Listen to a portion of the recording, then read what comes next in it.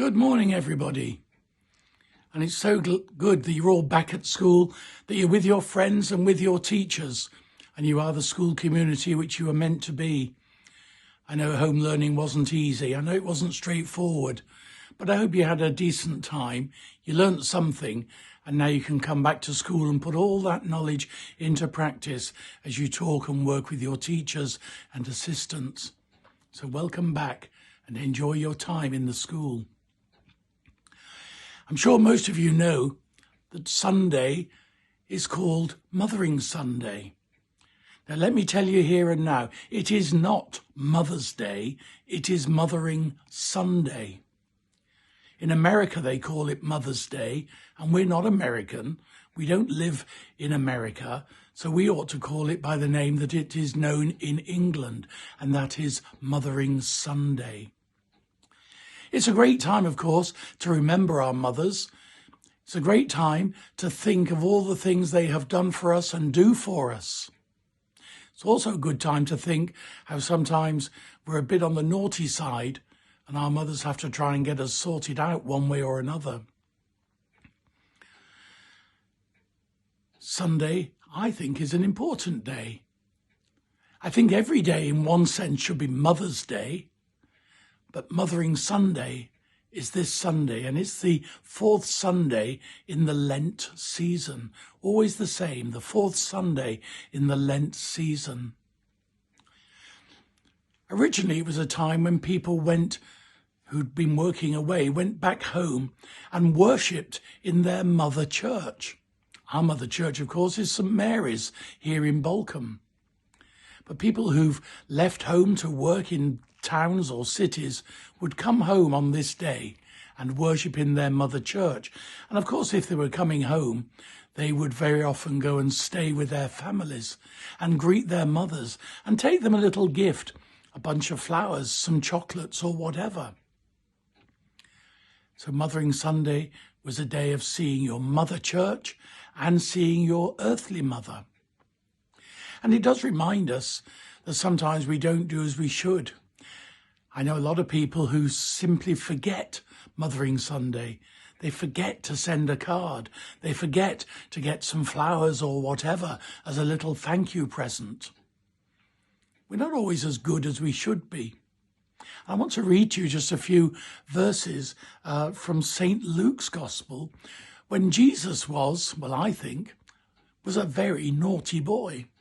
Just listen to this. Every year, the parents of Jesus used to go up to Jerusalem for the feast of Passover. When he was 12 years old, they went up for the feast as usual. When they were on their way home, after the feast was over, the boy Jesus stayed behind in Jerusalem without his parents knowing it. They assumed he was with the other people, and it was only after a day's journey that they went to look for him among their relations and friends. When they failed to find him, they had to go back to Jerusalem and looked for him everywhere. 3 days later, they found him in the temple, sitting among the doctors, listening to them and asking them all sorts of questions. And all those who heard him were astounded at his intelligence with his replies. His parents were overcome when they saw him. And the mother of Jesus said to him, "My child, why have you done this to us? Did you not know how worried your father and I must be?" "Why were you looking for me?" he replied. "Did you not know that I must be about my father's business?" And they did not understand what he was saying.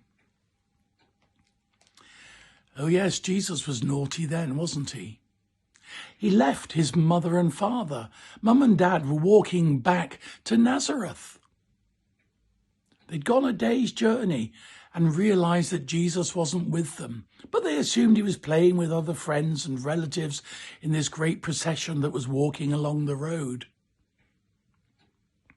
When they realised Jesus wasn't there, they went back and searched for him for 3 days and eventually found him in the temple. There There are times when I suppose we've all walked away from our parents, when we've not done what they've asked us to do, when we've been disobedient. But Jesus wasn't really being disobedient.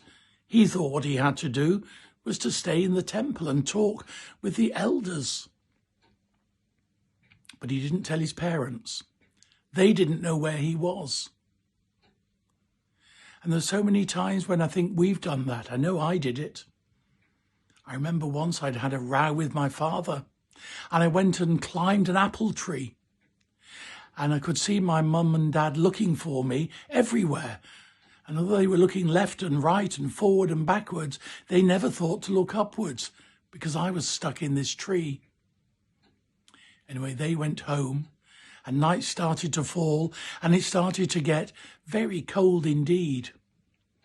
So eventually I climbed down from the tree